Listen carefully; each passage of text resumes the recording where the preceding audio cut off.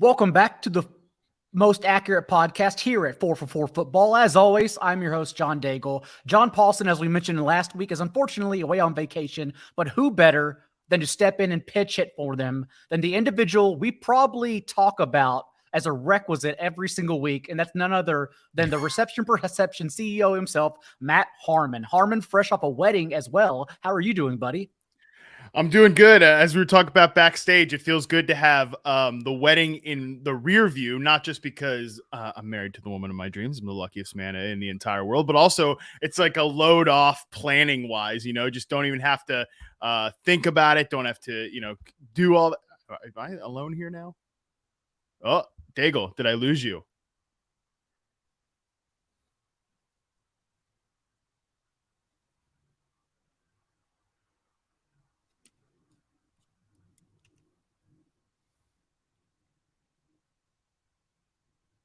We're good to go now.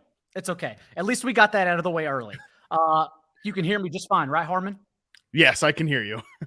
Now, do you, like Hayden Winks, when he had his wedding, told me that what he felt most afterwards was the relief that there was no more planning to take place. Do you feel that as well? Dude, yes. Number one, and my wife actually said this in her vows to me, it was like, planning a wedding is basically like my worst nightmare, because I'm hyper concerned at all times about like, is everybody else here having a good time? I'm stressed out about all these people, spending money on hotel rooms, on travel to get to me. That gets in my head a little bit. I'm like, oh no, all these people are doing all this for me. That's way too much.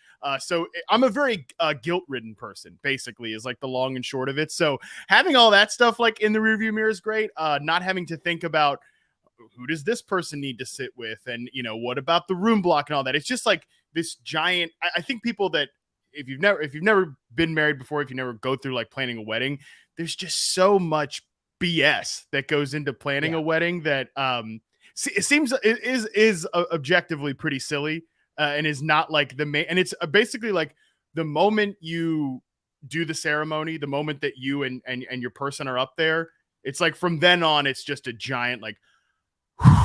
Because from there, then the fun begins and you get to do all that. But leading up to it, it is like a giant ball of stress, probably needlessly, honestly. But it feels really good now that it's all over. Because my job is just to show up and take advantage of the open bar you pay for. But everyone, I also am a realist enough to look around and say, like, look at all these beautiful things, like the vases that are on the table. Like, you got to plan all that shit out too. Like, yes, it's the little things like that I would stress over. And by the way, on the actual day, you never even see. Like, we spend hours and hours. I mean, obviously, my wife was more involved in this than I was. Her and the wedding planner going back and forth on like the little table decorations. The type of plants that would be on everybody's place setter. The name cards and all this stuff. It didn't even hit me until about 2 days after the wedding, and somebody texted me, was like, "Wow, the place setting looked amazing" or something. I was like, other than my own, never saw it, didn't even look at it. So that's another thing too. When you're actually a guest of a wedding, I feel like you experience everything. When it is your wedding, you probably experience like maybe 60% of the things that you actually plan, which whatever, you're planning a big party for everybody else. And for the most part, everybody has an awesome time.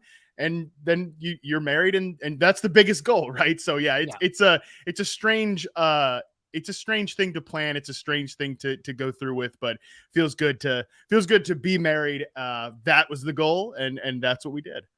Well, you are not here to catch up on life. Unfortunately, we could do that for hours, especially since I no longer live in LA. So you and I don't get to sit down at the Daily Pint anymore and just have a couple beers together. But before we begin, because you have been diving into reception perception and getting all the player profiles done post-wedding, I have a quick announcement for everyone listening. And that's because our good friend, Scott Fish, was kind enough to gift us here at 4 for 4 an entry into the Scott Fish Bowl, which, as we know, once July comes around, not only great in that it is terrific for charity and everything he's doing to help set up Toys for Tots, but also you will have FOMO in July if you're not a part of this, because everyone jumps in and tweets about it and yells about it, even though it is for charity. Again, people get actually upset at draft strategies in this massive tournament that spans across the globe. So to get this one entry fee we are running it for 7 days for everyone listening. And all you have to do is subscribe to the Most Accurate Podcast on 4 for 4 and leave a review. And I will handpick the review in 7 days' time. I will look. You have until next Thursday evening, 7 days. I will look. The best comment, the best review will get that entry fee. We will get your email and get you set up. So that is what we have. You have 1 week to get it done. Good luck to everyone. But again, you were not here to talk about that, Harmon. You were here for reception perception. And I actually want to start with someone who I would gladly plant my flag in this year, but I'm curious to get your thoughts on, and that's Michael Pittman, because he did hoard volume last year with the 14th most targets in the league, 129 total. And what's great is that we not only saw him pop off in an island game against the Titans, I believe, on Thursday Night Football in his rookie year, but last year also he continued showing that ceiling for a sprint of time as the wide receiver 7 in fantasy through week 9 before Carson Wentz went full Wentz and just fell off the rails completely. So I am curious if you, after looking at Pittman's profile, is this an individual that you think really can hold on and hang on to those alpha traits and be a top 10 guy for an entire season moving forward?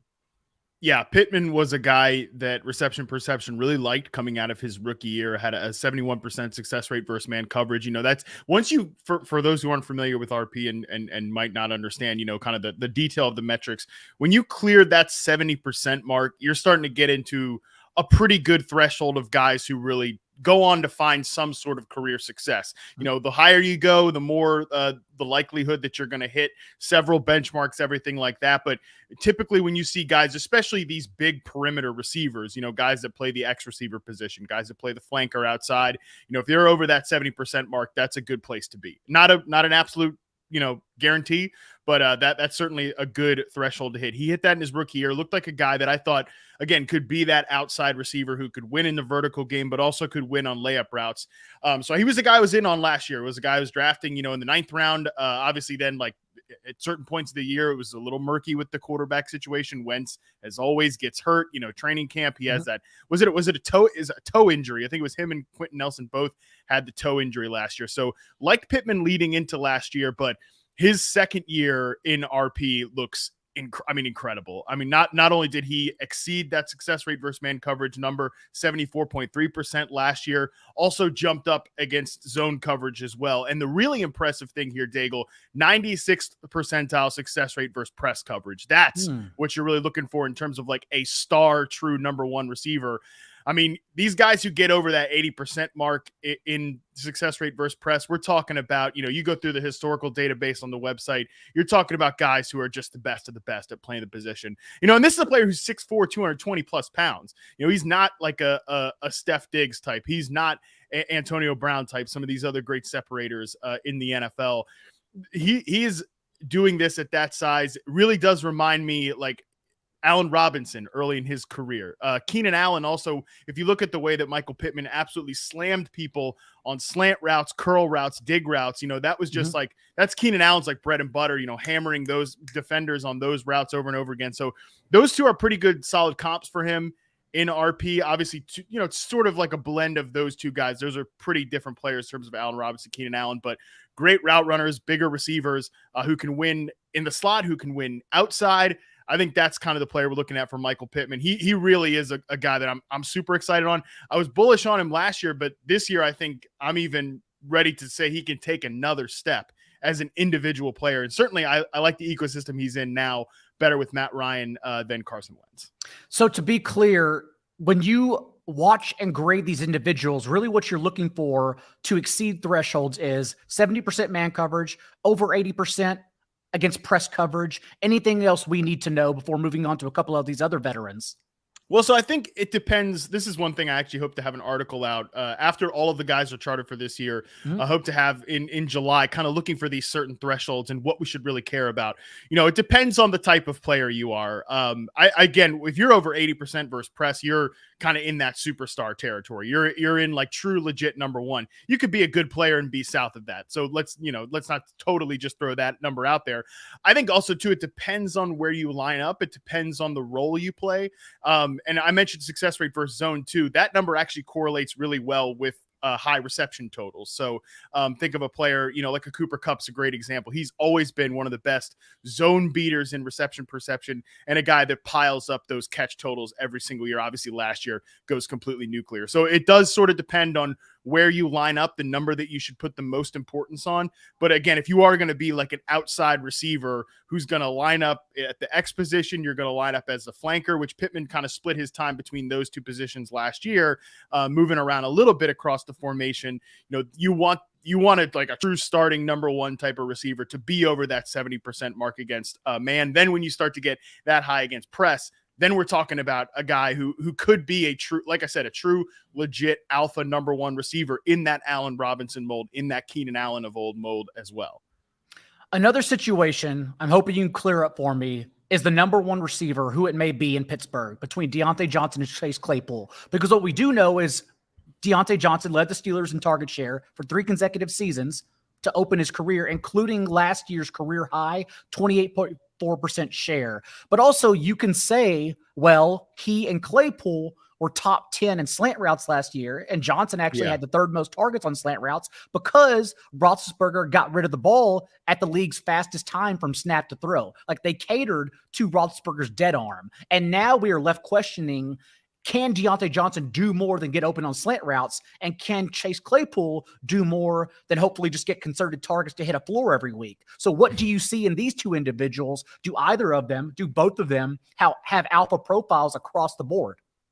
Yeah, let's start with Diontae Johnson, because I think Chase Claypool is kind of the more confounding one. But with Diontae Johnson, I mean, I think this idea that he is just a product, like certainly he got boosted up production wise because he just got a shit ton of volume, right? I mean, but I think that volume is mostly earned because he's one of the best separators in the NFL. He's always open, and not just on these slant routes. You look at his success rate route chart on reception perception. I mean, there's a lot of green there, even down the field as well. He's certainly somebody who can get open at all 3 levels of the field. He's led the NFL each of the last 2 years in success rate versus zone coverage, but is a 91st percentile separator versus man coverage. Actually was even better in 2021 as a separator against 2020, against man coverage. And he hiked his success rate versus press coverage up last year. I think he is a legit number one receiver. Like, I think he is on that like Calvin Ridley, Stephon Diggs axis of separators in terms of his ability to win. And this is not a guy, despite his size profile, that ever moves inside for the most part. Like, fewer than 10% of his snaps came inside last year. He's actually out there winning as a true X receiver. I think he is, as an individual player, much more than the role he's been in so far, or the targets that he's gotten so far. I mean, because he's great on those slant routes, no doubt. I mean, he's one of the best separators there, but he does show the ability to win at all 3 levels. And I think I am definitely of the belief that targets are earned, like volume is earned, and it's not just like on an individual play-to-play basis. Like, if they're designing all of these manufactured touches for you, if you're one of those type of players, they're doing that because they think you're good, right? Especially relative to your teammates. And despite the bouts of drops that Johnson's had over his career, Roethlisberger continues to show the trust and the willingness to throw to him in a variety of situations. So I think Johnson's a great player. I think he gets underrated because of some of these like noisy metrics, like yards per target or stuff like that. Because I think most of that's a factor of the player that Ben Roethlisberger is. So I don't really have any questions about Johnson as a player. I think he's underrated as like a true route runner and a separator.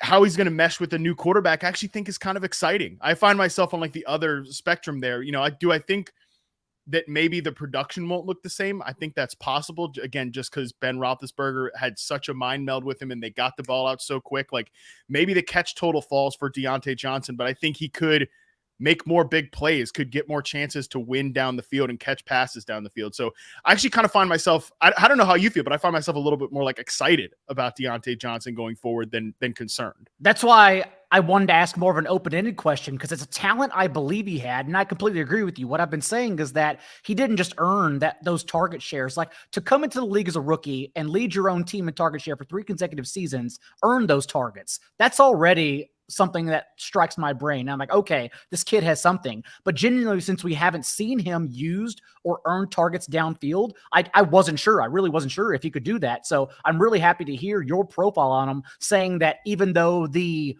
high floor may not be there, he has an untapped ceiling that we genuinely haven't seen yet, because he's never played with a quarterback until this year that can get him the ball downfield. I'm curious also your thoughts on Claypool, though, because what we have seen is that they will use him downfield. The issue was Roethlisberger the past 2 years, 17 of 49 targets, 20 plus yards deep, connecting to Claypool, just literally they weren't efficient targets. So he really couldn't get the ball downfield, despite presumably what I saw separating. But I'm curious to get your thoughts on that.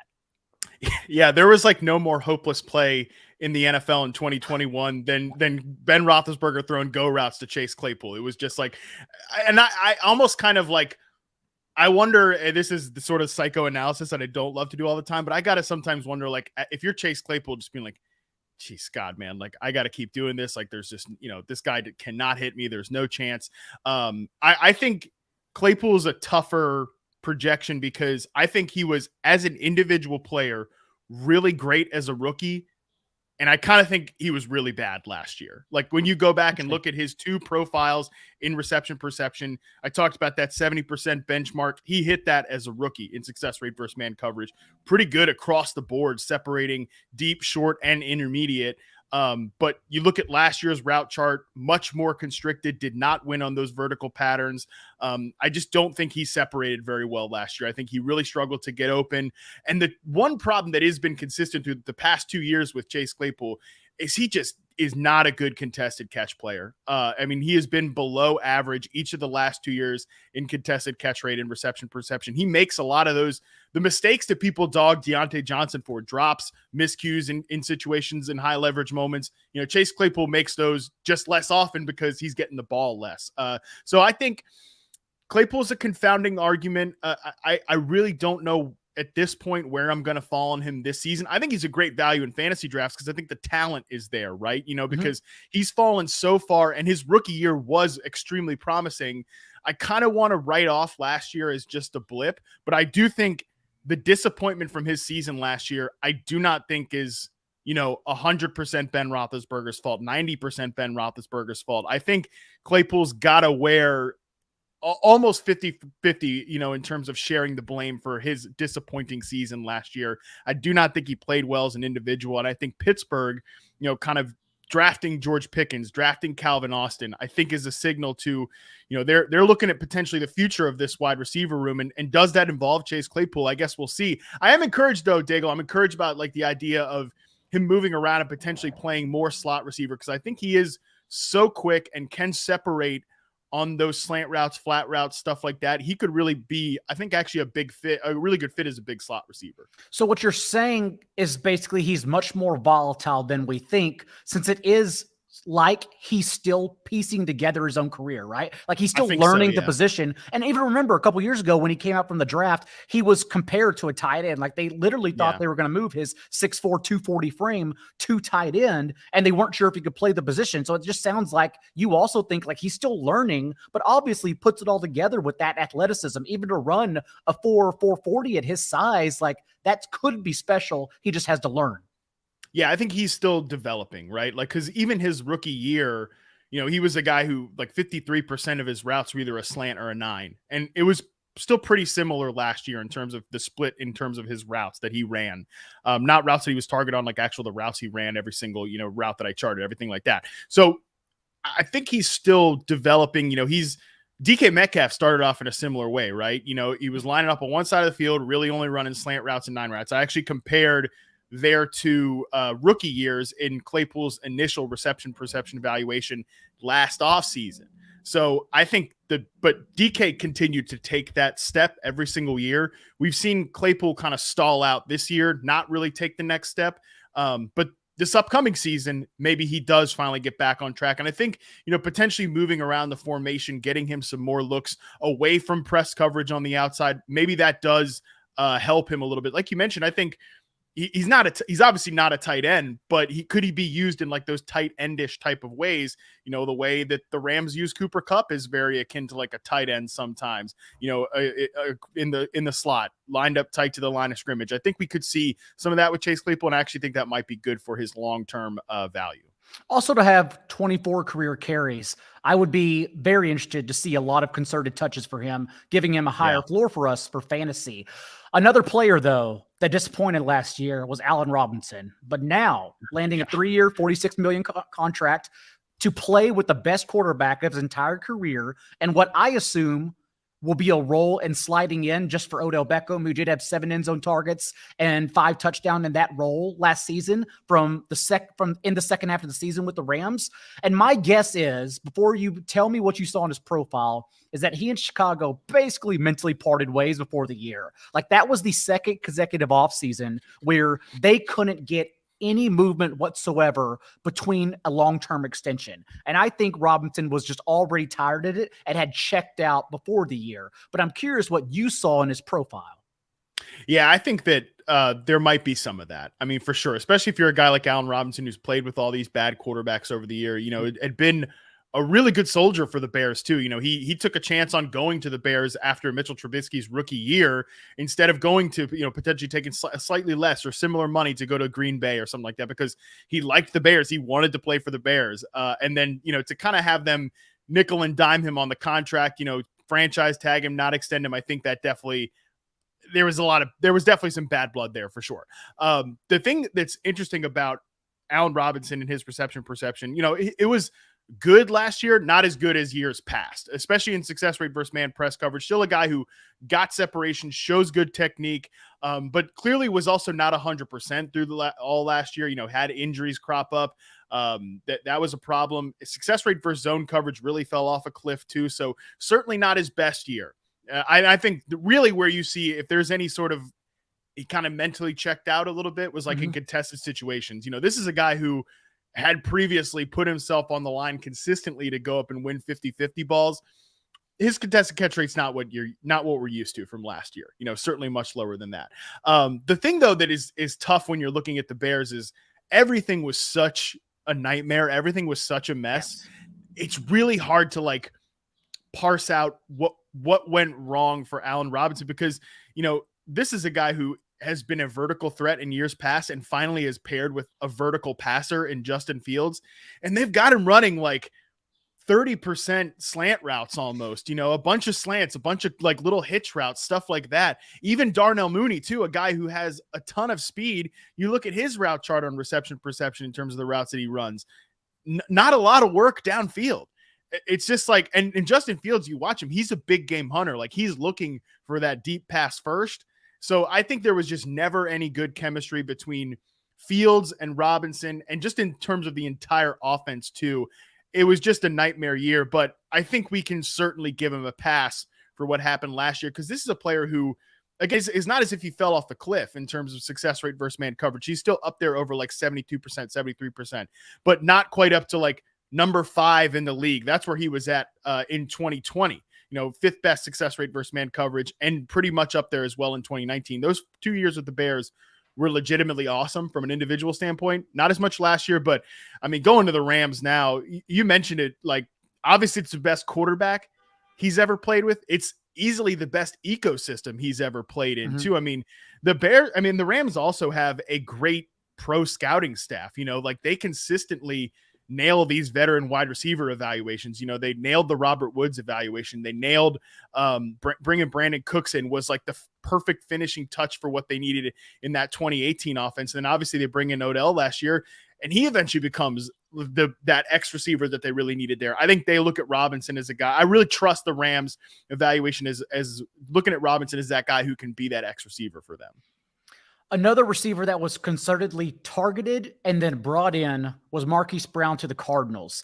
And I'm curious because we do know what he does best in getting open downfield. And Mark Andrews did have 5 more targets, 20 plus yards downfield than Brown last year. But Brown also spiked 4 touchdowns on those targets from Lamar Jackson. And remember, it would have been 6 had he had those 2 bombs dropped against the Lions. And so is this a fit you think will mesh well between what Kyler Murray does best and even last year completing a league high 49% of his throws downfield and what Marquise Brown brings to the table in Arizona? Yeah, Marquise Brown's a funny player because I think he gets a lot of crap for dropping passes. DFS players hate him for that game against the Lions. I totally get it. There's a lot even though the next game, remember, he went over 100 with a touchdown, including one big target, because drops we can't. I know they're frustrating, but we can't predict them. Yeah, exactly right. And it's frustrating too when you got to watch it. On Red Zone, they show it over and over again. Yeah.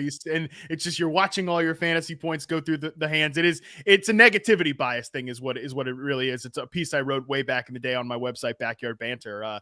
But anyways, I think when you look at Marquise Brown, he's a fine player. Like, I don't think he's a bad receiver. Now, he's never been a good receiver against press coverage. He's around that like 20th percentile against press coverage. He's not, and that makes sense, right? With the way his frame is, he's a smaller guy, but I think he has really found a home as a player that moves around the line of scrimmage. And he's been one of the top performers, over 80% in success rate versus zone coverage in each of his first 3 years. And last year ran 68% of his routes in the game sampled for reception perception against zone coverage. And that's actually something I can see continuing in Arizona, because teams, we know this, they don't want to play a lot of man coverage against mobile quarterbacks because they don't want to have their defenders turn their backs towards their mobile quarterback, like a Lamar Jackson, like a Kyler Murray, because you can just get shredded in that way. So, and you look at Marquise Brown too, great success rate on post routes, corner routes, 9 routes, a deep route runner. He can certainly get open. And I just think he's a natural replacement and potential upgrade for what the Cardinals had in Christian Kirk, and I think Kirk obviously gets a lot of crap for his contract, but Kirk's not a bad big play slot receiver, but Marquise Brown could potentially be the souped up version of that. The initial trade was weird, right? I think it kind of took a lot of us by surprise because it wasn't out there in the media, it wasn't reported. But the more I've looked at it, the more I look at his, success rate for zone coverage, the way he gets open on vertical patterns, I do actually really like the fit of Marquise Brown with Kyler Murray in Arizona. The more that I look at it, well, it also was weird because it happened probably 1 minute before the Eagles then traded a first-round pick for A.J. Brown instead. Yes, that the Cardinals didn't give the contract that the Eagles did to Brown, so there is a difference there. But Brown, who's only due, I believe, $4.5 million this year, like that contract is coming. And I assume if the Cardinals want to keep Kyler Murray, like this is part of the package and keeping his former Oklahoma teammate. But I agree with you, like the ceiling that Brown has shown. We also forget too that like they did send a 3rd round pick with Marquise Brown too. Like they got a pick. I know like everybody's like, oh, they traded Marquise Brown for a 1st round pick. It's like, well, they did get a draft pick back. So it's like they kind of traded a 2nd round pick, I guess, if you want to look at it. But it was still, either way, it was a wild trade, no doubt. And I agree with your upgrade note because Christian Kirk he's been a good player, but throughout his career has never finished inside the top 32 wide receivers for fantasy points per game, whereas Brown has literally won weeks for us in the past. So I do think he's just a different level. He's the rich man's Christian Kirk. So that's why I think it fits perfectly. Moving down, though, in the range, because Rashod Bateman and Darnell Mooney are getting drafted around Marquise Brown, and it varies depending on which site you're at.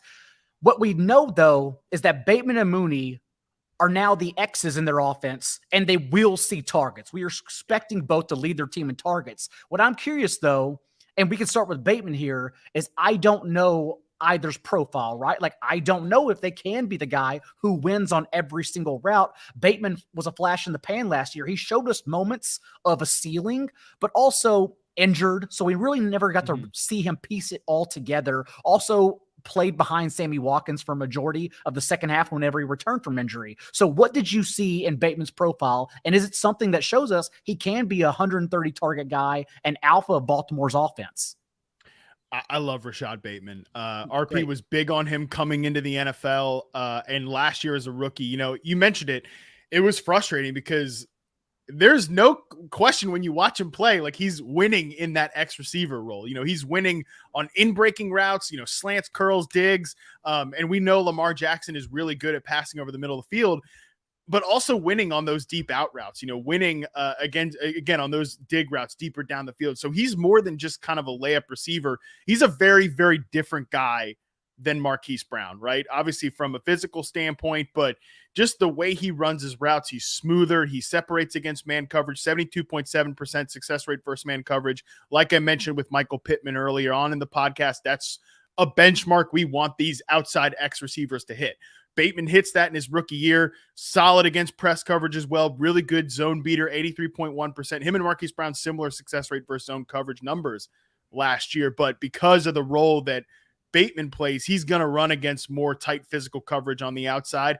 I absolutely think he can win there. He is, to me, I think he's the most obvious breakout player in the entire NFL. And I know obviously there's questions about his role because Baltimore's not going to throw the ball around a lot. We know that, but you also have to remember too, this goes back to the Marquise Brown trade. The Ravens, while the Marquise Brown trade might have caught us all by surprise on draft night, the Ravens were not thrown off by this. This is apparently a trade that Marquise Brown requested at the end of the season. He's been kind of wanting to get out for a long time. The Ravens agonized over trading him, but they do eventually trade him. And there's nobody else to replace Marquise Brown's vacated volume other than Rashod Bateman. They make no moves in a major wide receiver market where there was a lot of moves to be made.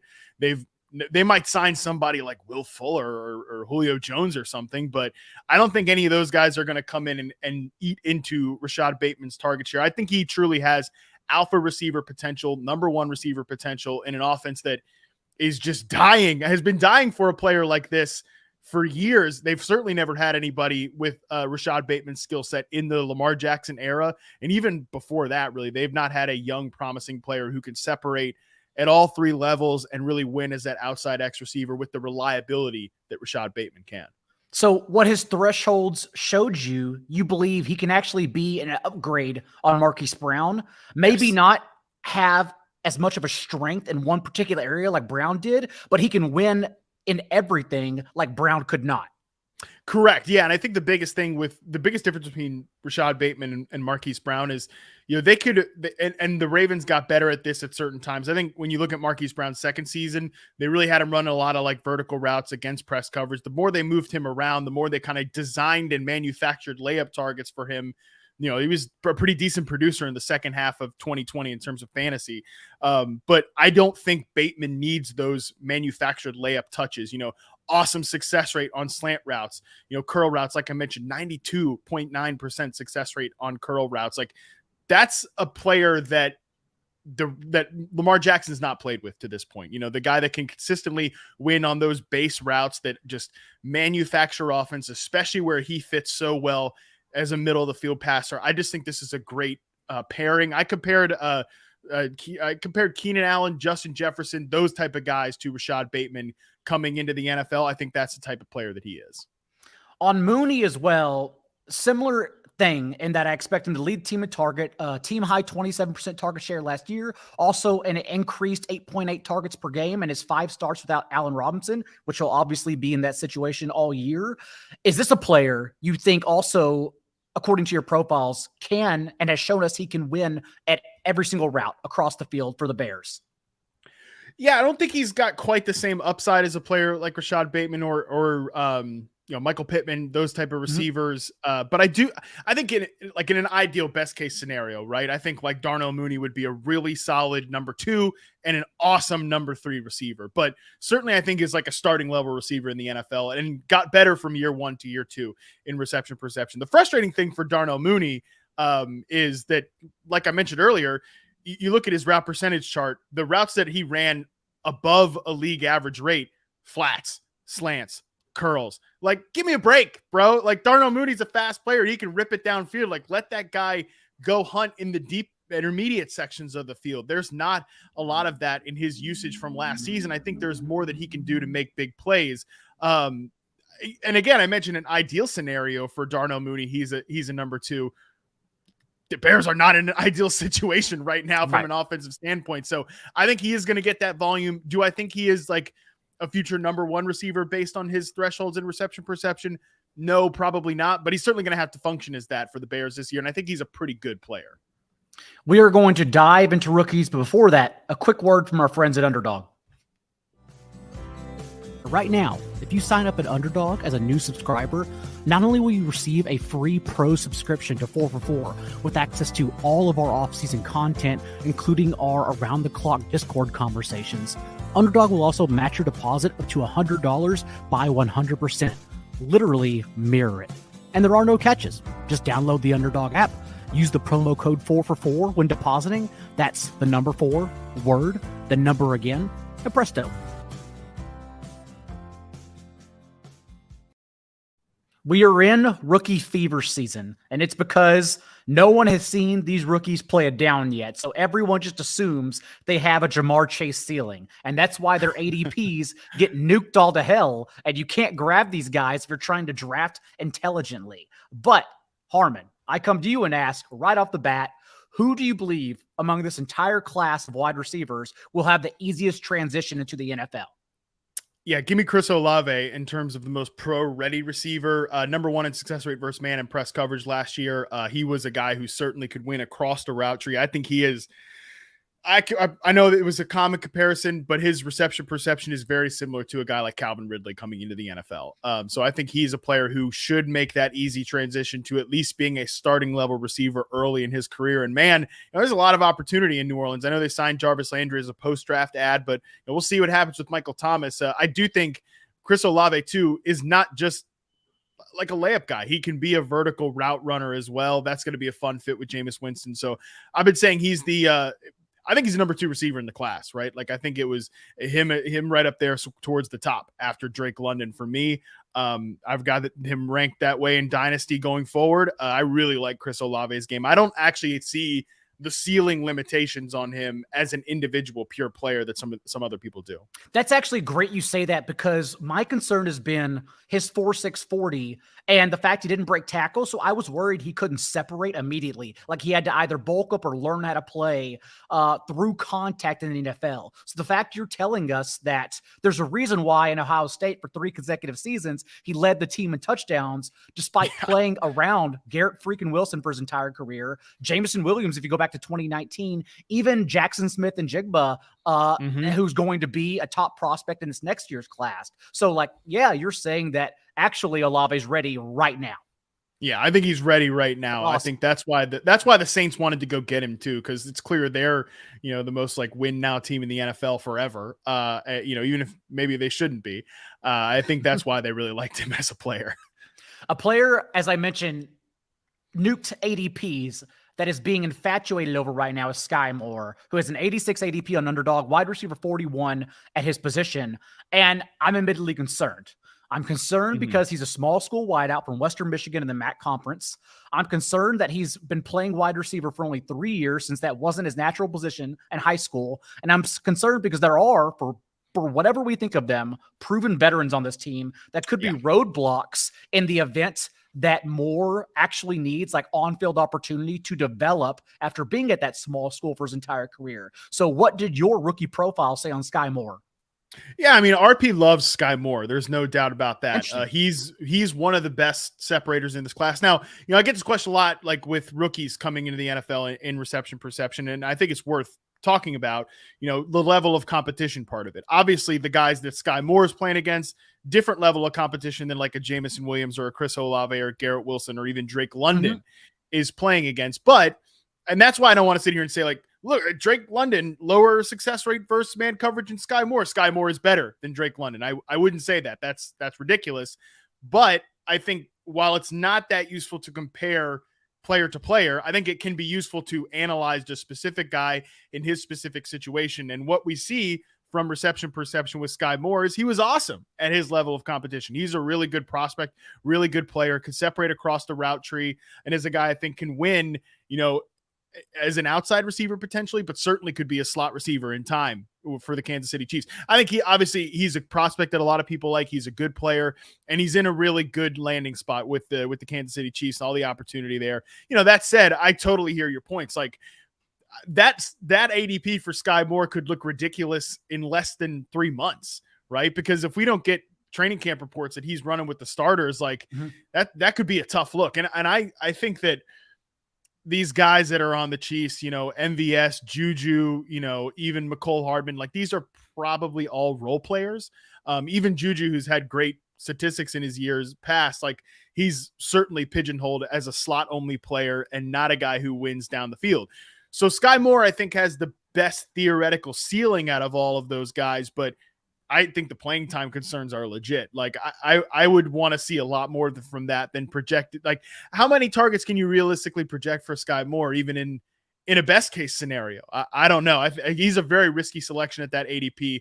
And that's with me saying that I freaking love the player and I would be aggressive to get him in a dynasty rookie draft. But for redraft this year, I want to see like a little more. I am glad to hear the separation part because it's more like an open-ended question for me. I don't know. That's why I have you on the show to ask these things, because while I'm just doing the opposite of draft rooms right now, like I do, when he pops up sometimes, he dips a round or two. It's like, okay, I'll take Skyy Moore here. Like I still think maybe it's too high, but also that's okay because I want to like Skyy Moore. Yeah. Look, if Skyy Moore was an 11th, 12th round pick, like slam it, because even then at that point, obviously in best ball formats, you're going to hopefully have him lean into that role later on in the year. You're going to get those points then. But even in like a traditional redraft league, like you're going to have your answer on Skyy Moore for the early part of the season pretty quickly. Like if you burn a 12th round pick, nobody cares. Right. So, I would love to take him in that range. I don't know about you. Do you find yourself leaning towards any Kansas City Chiefs receiver at this point? I think MVS is a good deal, and best ball redraft. It seems like a situation where we will never get the start sit decision right, but in best ball again, we don't have to worry about that. So I think his spike weeks are going to be great, and he's still falling beyond Skyy Moore. McCole Hardman's pretty much not even part of the equation right now in best ball. He goes like in rounds 15, 16. So I do find myself actually taking MVS as my wide receiver 7 or 8 often. Yeah, I think that makes sense in best ball. For redraft leagues, I don't know that I'm going to be leaning towards any single one of these guys very hard. Another rookie who has had his ADP steamed is Christian Watson. Right now, ADP 109, wide receiver 52 overall, and it has dipped his ADP since OTAs began, since we are getting some drop notes from reporters right now. And remember, this is what Christian Watson did quite often. He had a poor contested catch rate, which you're about to tell me about his rookie profile, but poor contested catch rate at North Dakota State. Also had quite a few drops, but also Christian Watson. This is my concern for OTAs and training camp with Watson. Like a guy at 6'4", 200 pounds with elite athleticism like him, he doesn't show up to camp and like beat reporters say negative things. Like when you see him, he looks like an NFL receiver, which is always my concern with profiles. And again, small school receivers. So what does his route running and where he's had success tell you in your reception perception work? Yeah, so Christian Watson didn't get like the full reception perception treatment. I had a piece on the website, basically called it the rookie roundup, like mini samples, because college film is just a lot harder to come by than NFL film. We know that, like NFL film is readily available. College, especially North Dakota State college film. It's not exactly yeah. It's there's a lot of backdoor dealings going on, that type of stuff. But anyways, beyond that, like, so I would say that like I'm not super confident in what we've seen from Christian Watson, just because he's very raw as a route runner. There's no question about that. I mean, dude, he's got an aggressive ADP. His quarterback hasn't even acknowledged that he exists yet, and like Aaron Rodgers goes through the list of, I'm really excited to get, I mean, Alan Lazard's not even in camp right now, right? Like he's still waiting to sign his tender. He's talking, I'm ready. Can't wait till Alan gets back. We still got Randall. I like what I see out of Sammy Watkins so far. And it's like, maybe then 10th player he acknowledges like, oh yeah, we did draft that one rookie that one time. So I don't know, man. I'm out on Christian Watson for this year, and we'll see going forward. I think he's a developmental player. That's sort of what the mini sample on reception perception. Again, I mentioned the rookie roundup. That's where you're going to find that if you go to the site. Very raw route runner that I think is not really ready to contribute right away.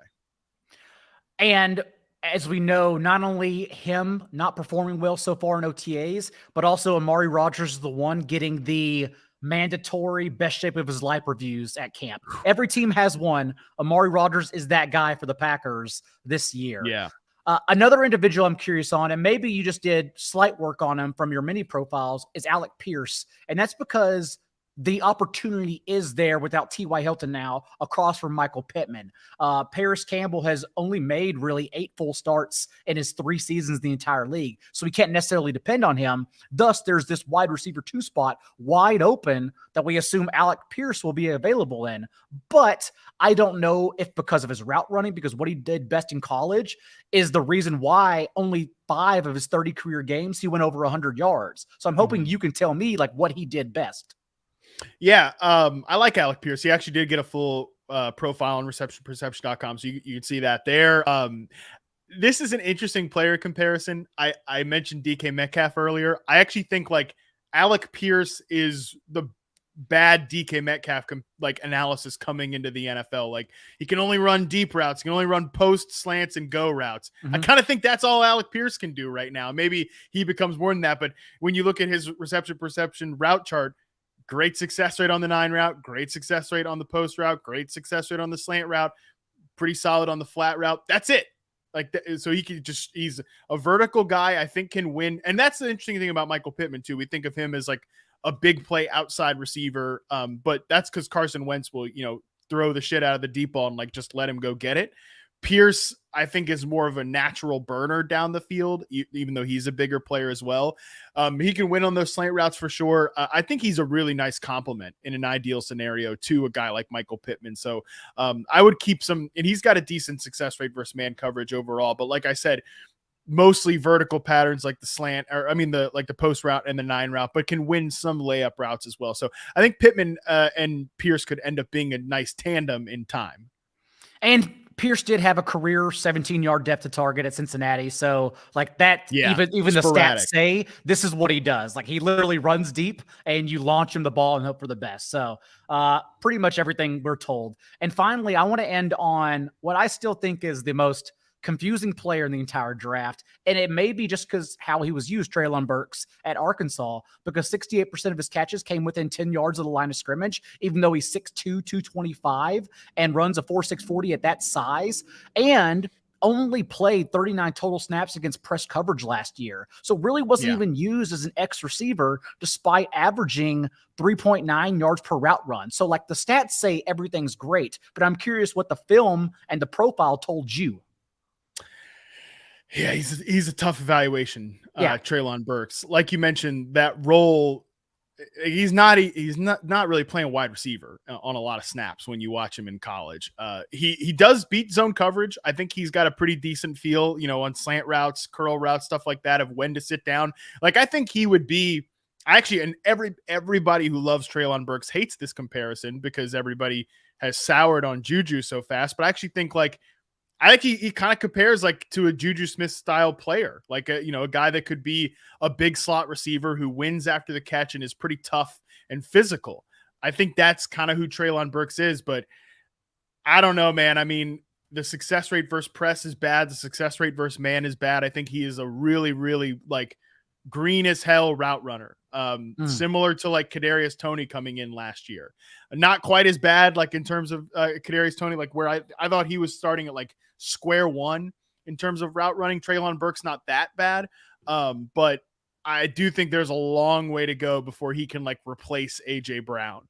I think Robert Woods is like a screaming value in fantasy right now if he's healthy, because I think I wouldn't pencil Treylon Burks to lead this team in targets. I wouldn't pencil Treylon Burks to lead this team in receiving. I think that Robert Woods, a guy that could just be ready to rock. If he's ready to rock from day one, Robert Woods, if he was recovered from this ACL, I think he would be a really good fit to lead this team as the top receiver this year. And then Burks maybe can take over in 2023. You watch Treylon Burks play in Arkansas. There's just a huge projection from the role that he had there and the flashes he shows against press coverage. And I know like his yards per route run against press coverage is high or something like that, but like go see some of those snaps. Like he is wins in tight coverage and then streaks down the field after a couple guys fall over. Like, and you can boost a couple big plays can boost your limited sample size in terms of that metric. So I don't know, man. I definitely have a lot of questions about Burks. I like the player long-term if he fits in the right role, but they've sort of made this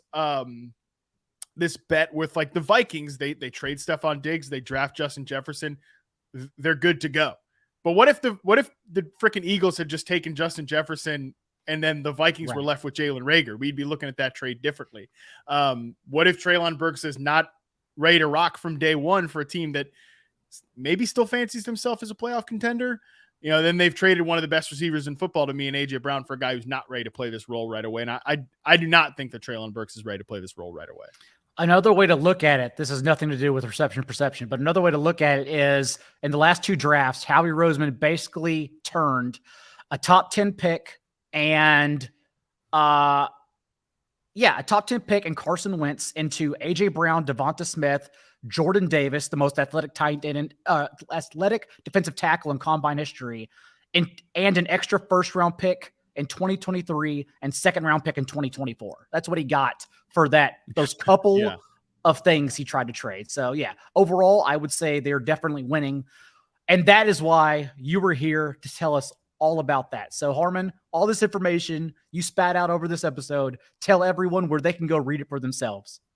Yeah, you can find all this at receptionperception.com. On Monday this past week, we just put up, I say we, I put it on. I was the one who put it on the site. I did all the charting, put up the analysis on guys that are like going into their 3rd or 4th year in the NFL. AJ Brown, you just mentioned, Terry McLaurin, some of these other players. We talked about Michael Pittman. Those guys are the newest addition to the website. And then July 1st, like the rest of the big name players across the league, like Cooper Kupp, Tyreek Hill, Stephon Diggs, the more top level stars, Mike Williams, Chris Godwin, guys who signed new deals this offseason. They will all be up there as well. So a lot of stuff still to come. And there's a ton of content up there for people. They can read the profiles, the sortable tables, and the dynasty rankings. There's a lot of stuff that you can get there. Harmon, it is always a pleasure. Remember, everyone, one quick last pump. Subscribe to the Most Accurate Podcast and review 7 Days to Do So to enter the Scott Fish Bowl with all of us, Harmon included, who will be in there. So thanks again to Harmon. Thanks to everyone tuning in. Until next time, we will see you on Monday.